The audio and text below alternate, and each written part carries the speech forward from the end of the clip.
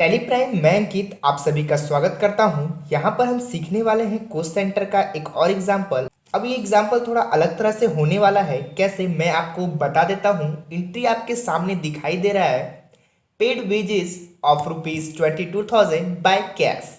Wages क्या होता है आपको पता रहेगा। वेजेस मतलब जो कॉन्ट्रैक्ट बेस पे एम्प्लॉय रहते हैं कंपनी में, उनको दी गई सैलरी। कॉन्ट्रैक्ट बेस पे जो एम्प्लॉय रहते हैं उनको दी गई सैलरी, लेकिन वो फैक्ट्री में से दी जाती है। याद रखना है ये वर्ड, जो भी कॉन्ट्रैक्ट बेस पे एम्प्लॉय होते हैं उनको दी गई सैलरी फैक्ट्री एक्सपेंस में ऐड किया जाता है, उसे हम डायरेक्ट एक्सपेंस भी बोलते हैं।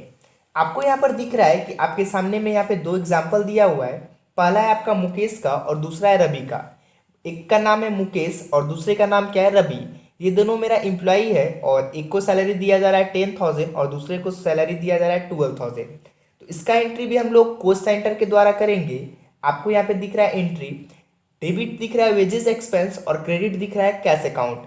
मतलब वेजेस एक्सपेंस का जो हम लेजर क्रिएट करेंगे उसके अंडर ग्रुप में डायरेक्ट एक्सपेंस डालेंगे, और जो कोस्ट सेंटर बनेगा वो मेरा मुकेश का बनेगा और रवि का बनेगा। तो आपको समझ में आ गया कैसे हम लोग इसका एंट्री करेंगे। तो मैं आ जाता हूँ अपने टैली प्राइम पर। आपको यहाँ पर क्रिएट दिख रहा है और उसके नीचे अल्टर दिख रहा है। तो अभी हम लोग क्रिएट में नहीं जाएंगे, हम लोग बिना क्रिएट में जाए कैसे हम लोग बनाएंगे। तो अभी हम डायरेक्टली यहाँ पर वॉचर्स पे आते हैं और वॉचर्स पे आने के बाद आपको इंटर बटन प्रेस करना है। तो मेरा यहाँ पर पेमेंट वॉचर पहले से खुला हुआ है। आपको यहाँ पर क्या क्रिएट करना है, वेजेस एक्सपेंस नाम से एक लेजर क्रिएट करना है। तो मेरा तो अभी क्रिएट नहीं है, यदि आपका क्रिएट है तो आप उसी को एडिट करिए। तो मैं डायरेक्टली यहाँ पे क्रिएट में चला जाऊँगा या फिर कीबोर्ड से प्रेस करेंगे अल्ट सी, तो यहाँ पे मेरा लेजर क्रिएशन खुल जाएगा। तो कीबोर्ड से हम अल्ट सी प्रेस कर लेते हैं। जैसे ही कीबोर्ड से अल्ट सी बटन प्रेस करेंगे तो आपके सामने में यहाँ पर लेजर क्रिएशन खुल के आएगा और यहाँ पर आपको अपना लेजर का नाम डालना है। तो हम यहाँ पे नाम डाल लेते हैं। उसके बाद आपको इंटर बटन प्रेस करना है, फिर से इंटर बटन प्रेस करना है। अंडर में आपको क्या डालना है, डायरेक्ट एक्सपेंस। फैक्ट्री से जो भी एक्सपेंस होगा वो सारा आपका डायरेक्ट एक्सपेंस के अंडर ग्रुप में आता है।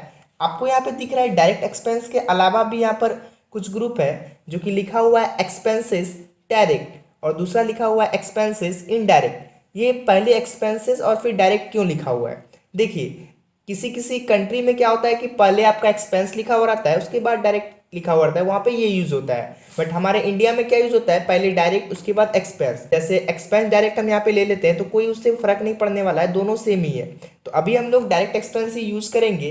यदि हम यहाँ पे डायरेक्ट एक्सपेंस लेते हैं तो आपको यहाँ पे नीचे दिखेगा कि आता है यहाँ पे टाइप ऑफ लेजर, जो कि अभी हम लोग नॉट अप्लीकेबल रखेंगे। उसके बाद यहाँ पे लिखा हुआ है कोस्ट सेंटर अप्लीकेबल, इसको तो मुझे अप्लीकेबल अभी करना है। पर यदि हम यहाँ पर से बैक स्पेस करते हैं और पीछे आते हैं और जहाँ पे डायरेक्ट एक्सपेंस लिखा है इसको हम कर देते हैं अभी एक्सपेंस डायरेक्ट। जैसे हम यहाँ पे एक्सपेंस डायरेक्ट करके इंटर करेंगे तो यहाँ पे कुछ चेंज हुआ नहीं है। जैसे यहाँ पे हम एक्सपेंस डायरेक्ट की हुआ डायरेक्ट एक्सपेंस ही। तो आपको समझ में आ रहा है कि इससे कोई अंतर होने वाला नहीं है। तो हम यहाँ पे कंट्रोल ए प्रेस करेंगे तो यहाँ पे मेरा क्या हो चुका है कि लेजर क्रिएट हो चुका है। उसके बाद यहाँ पे हमको डेबिट में अमाउंट डालना है, जो कि मेरा 22,000 था। तो यहाँ पे हम डाल देते हैं 22,000। उसके बाद इंटर बटन प्रेस करेंगे। जैसे ही इंटर बटन प्रेस करेंगे यहाँ पे मेरा पूछता है कोस्ट कैटेगरी।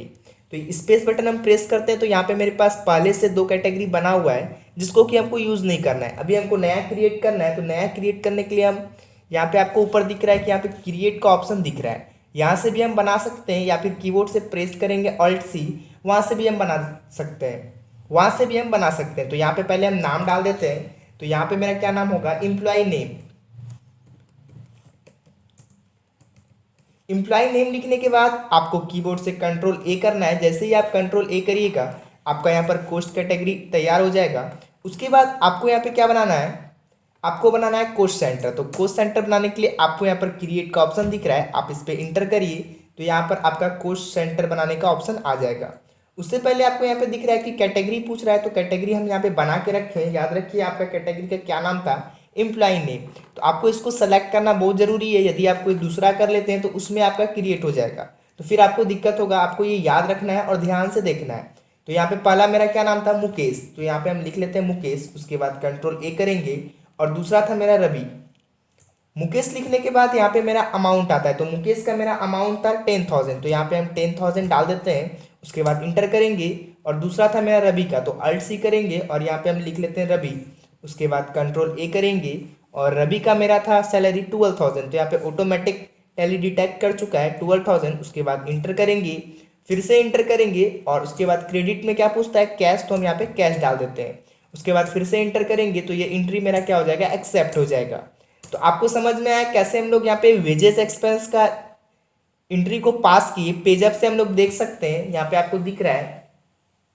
तो आपको समझ में आया कैसे हम लोग फैक्ट्री एक्सपेंस का भी इसमें एंट्री को पास कर सकते हैं, कैसे हम लोग यहाँ पे एम्प्लॉय का नाम को क्रिएट किए। तो यह वीडियो आपको पसंद आया होगा, तो थैंक यू।